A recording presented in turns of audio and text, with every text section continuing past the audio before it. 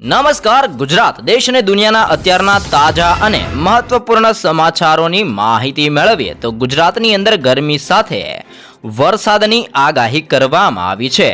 હવામાન વિભાગે ગુજરાતની અંદર ભર ઉનાળે માવઠાની શક્યતા વ્યક્ત કરી છે। સૌરાષ્ટ્ર અને કચ્છના દરિયાકાંઠાના વિસ્તારોની અંદર ભેજ અને ગરમ હવાના કારણે ગુજરાતની અંદર કમોસમી વરસાદની શક્યતા દર્શાવવામાં આવી છે। જ્યારે ગઈકાલે ઉત્તર ગુજરાતના વિસ્તારોની અંદર વાદળ છવાયા વાતાવરણ વચ્ચે ગરમી વધતી જોવા મળી છે, જેને જોતા આગામી 10 તારીખથી લઈને 12 એપ્રિલ સુધી ઉત્તર ગુજરાતની અંદર કમોસમી વરસાદની શક્યતા હવામાન વિભાગ દ્વારા ગુજરાતની અંદર દર્શાવવામાં મિત્રો આવી રહી છે। ત્યારબાદના સમાચારમાં આગળ વધીએ તો કોરોનાથી એક દર્દીનું મોત। રાજ્યમાં કોરોનાએ એક દર્દીનો જીવ લીધો છે।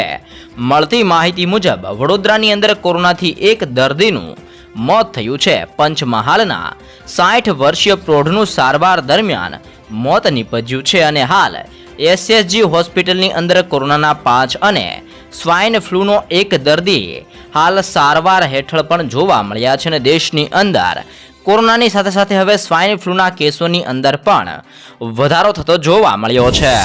હવે સાથે જ લોકસભા ચૂંટણી 2024ના મતદાન શરૂ કરી દેવામાં આવ્યા છે।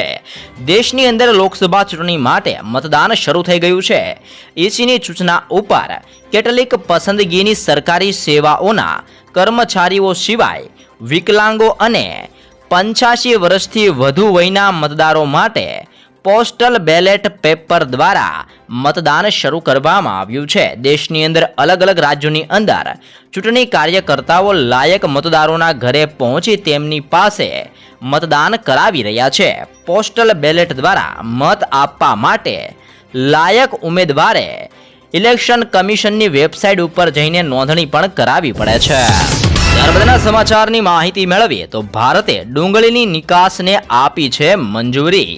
ભારતે નેધર ફર્સ્ટ નીતિ હેઠળ શ્રીલંકાને ડુંગળીની નિકાસ કરવાની મંજૂરી આપી છે। આ ઉપરાંત સંયુક્ત આરબ અમીરાત યુએઈની અંદર પણ 10,000 મેટ્રિક ટન ડુંગળી સપ્લાય કરવાની પણ મંજૂરી આપવામાં આવી છે। જ્યારે હાલની અંદર જ રિઝર્વ બેંકને આશંકા વ્યક્ત કરી છે કે આવનાર સમયમાં ભારતની અંદર શાકભાજીના ભાવની અંદર વધારો થઈ શકે છે અને હાલ જણાવી દઈએ કે ભારત પોતાના ક્ષેત્રીય સંબંધોને મજબૂત કરવા માટે પણ આ મહત્વનું પગલું ઉઠાવી રહ્યું છે અને ભારત દ્વારા હવે ડુંગળીને લઈને નિકાસ કરવા અંગે પણ મંજૂરી આપવામાં આવી છે, જેની અંદર સંયુક્ત આરબ અમીરાતની અંદર અને શ્રીલંકાને ડુંગળીની નિકાસ કરવાની પણ મંજૂરી આપી દેવામાં આવી છે।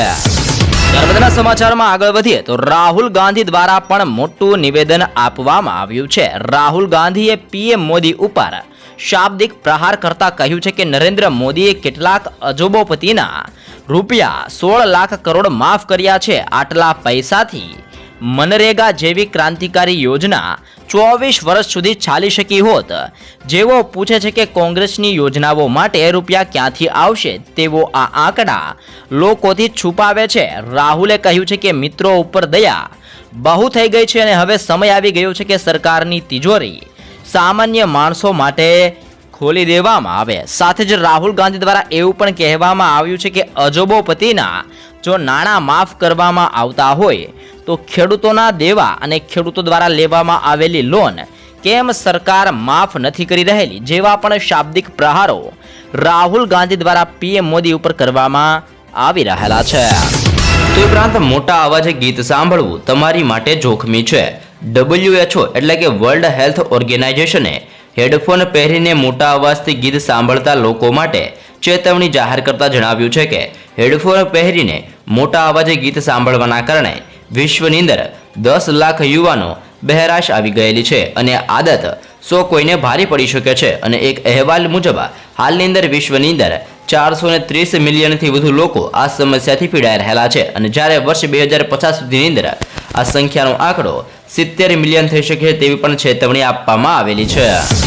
ઉપરાંત બાળકોના આધાર કાર્ડને લઈને પણ મોટા સમાચાર સામે આવ્યા છે। બાલ આધાર કાર્ડ ઉપર યુઆઈડીઆઈનો મોટો આદેશ જારી કરવામાં આવ્યો છે। 5 થી લઈને 15 વર્ષના બાળકોની બાયોમેટ્રિક ડિટેલ્સ અપડેટ કરવી જરૂરી છે અને બાયોમેટ્રિક્સ અપડેટ કર્યા બાદ આધાર નંબરની અંદર કોઈ પણ ફેરફાર નહીં થાય તેવી પણ માહિતી આપવામાં આવી છે અને આધાર કાર્ડનો ડેટા સ્ટોર રાખતી ભારત સરકારની સંસ્થાએ બાળકોના આધાર કાર્ડ માટે નવી માર્ગદર્શિકા બહાર પાડી છે અને જે અંતર્ગત માતા પિતાએ તેમના બાળકોના 5 વર્ષ અને 15 વર્ષની ઉંમરે આધાર કાર્ડ અપડેટ કરવાનું કહેવામાં આવી રહેલું છે. મતલબ કે તમારા ઘરની અંદર કોઈ પણ બાળક હોય તો તમારે 5 વર્ષની ઉંમરે અને પછી 15 વર્ષની ઉંમરે આધાર કાર્ડ અપડેટ કરવું ફરજિયાત રહેશે અને માતા પિતા નજીકના આધાર કાર્ડ કેન્દ્રની મુલાકાત લઈને બાળકોના આધાર કાર્ડને બિલકુલ મફતની અંદર અપડેટ કરાવી શકે છે તેવી પણ માહિતી આપવામાં આવી રહેલી છે.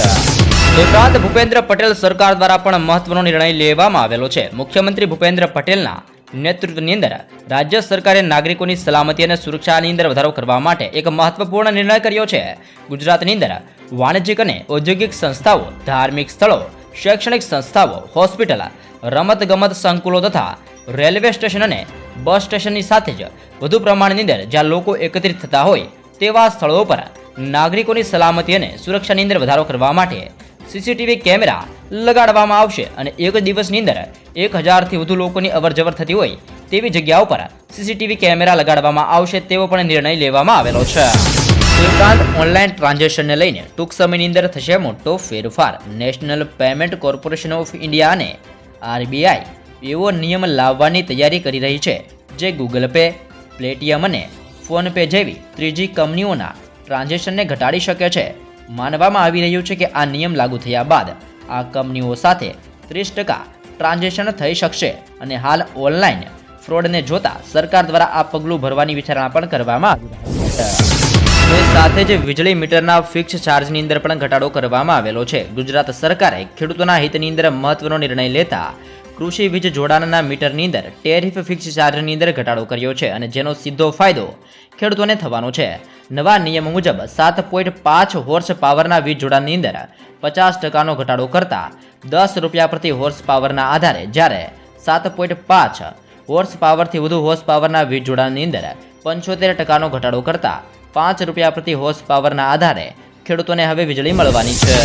નર્મદા સમાચારમાં આગળ વધીએ તો જાહેરની અંદર કચરો નાખનાર લોકો ચેતી જજો. હવે અમદાવાદની અંદર જાહેરની અંદર ગંદકી કરનાર દુકાનદારો સામે દુકાનોને સીલ કરી દંડની કાર્યવાહી પણ હાથ ધરવામાં આવી છે અને આ અંગે ખુદ AMC કમિશનરે રાઉન્ડ લઈને રોડ ઉપર સફાઈ માટે અધિકારીઓને સૂચના આપી છે. સોલિડ વેસ્ટ મેનેજમેન્ટ વિભાગે પણ કાર્યવાહી શરૂ કરી છે અને જે અંગે શહેરની અંદર 271 જગ્યાએ તપાસ કરી 219 લોકોને નોટિસ પણ ફટકારવામાં આવી છે. સોલિડ વેસ્ટ મેનેજમેન્ટ વિભાગ દ્વારા ₹28,350 જેટલો દંડ પણ ફટકારવામાં આવેલો છે. ઉપરાંત ટોલ પ્લાઝા બંધ કરવાની તૈયારીની અંદર છે સરકાર. નેશનલ હાઈવે ઉપર ટૂંક સમયની અંદર ટોલ ટેક્સ વસૂલવાની રીત પણ બદલાઈ શકે છે. હાલ ફાસ્ટેગની મદદથી ટોલ ટેક્સ વસૂલવામાં આવી રહેલો છે, પરંતુ કેન્દ્ર સરકાર ટોલ પ્લાઝાને ખતમ કરીને એક નવો અને સરળ રસ્તો અપનાવી શકે છે. આના માટે સરકારે કેમેરા આધારિત ટોલ કનેક્શન સિસ્ટમ લાગુ કરવાની વિચારણા કરવામાં આવી રહી છે, જેમાં ગાડીઓની નંબર પ્લેટને સ્કેન કરીને સીધા જ બેંક એકાઉન્ટમાંથી પૈસા કાપી લેવામાં આવશે અને આ સિસ્ટમનું નામ ઓટોમેટિક નંબર પ્લેટ રીડર રાખવામાં આવેલું છે. નર્મદાના સમાચારમાં આગળ વધીએ તો વેપારીઓ માટે પણ ખુશખબર સામે આવી છે. કેન્દ્ર સરકાર દ્વારા ટૂંક સમયની અંદર જ કિસાન ક્રેડિટ કાર્ડની જેમ નાના વેપારીઓ માટે પણ વ્યાપાર ક્રેડિટ કાર્ડ યોજના તૈયાર કરવા જઈ રહેલી છે. સમિતિએ સૂક્ષ્મ લઘુ અને મધ્યમ ઉદ્યોગના મંત્રાલયના પોર્ટલ ઉપર નોંધાયેલા ઉદ્યોગ સાહસિકોને જે બિઝનેસ ક્રેડિટ કાર્ડ આપવાની ભલામણ કરી છે.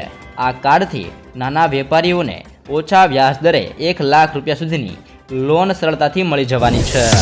નર્મદા સમાચારમાં આગળ વધીએ તો ટૂંક સમયની અંદર લાગુ થશે નવો કાયદો. દેશની અંદર ઓનલાઈન ગેમિંગનું ચલણ ખૂબ જ વધી ગયું છે, ત્યારે તેનાથી સમાજ ઉપર પડતી અસરને લઈને સરકાર ચિંતિત છે.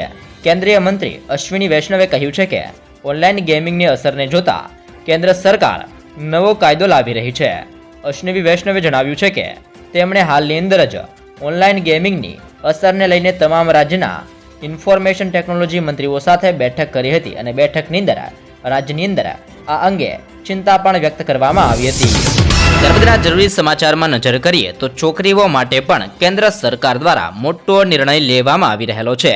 ગર્ભાશયનું કેન્સર એ ભારતીય મહિલાઓનું બીજું સૌથી મોટું કેન્સર છે અને તે મોતનું પણ એક સૌથી મોટું કારણ છે. આવી સ્થિતિની અંદર ભાવિ માતાઓને સુરક્ષિત રાખવા માટે કેન્દ્ર સરકાર દ્વારા એક મહત્વપૂર્ણ નિર્ણય લેવામાં આવેલો છે.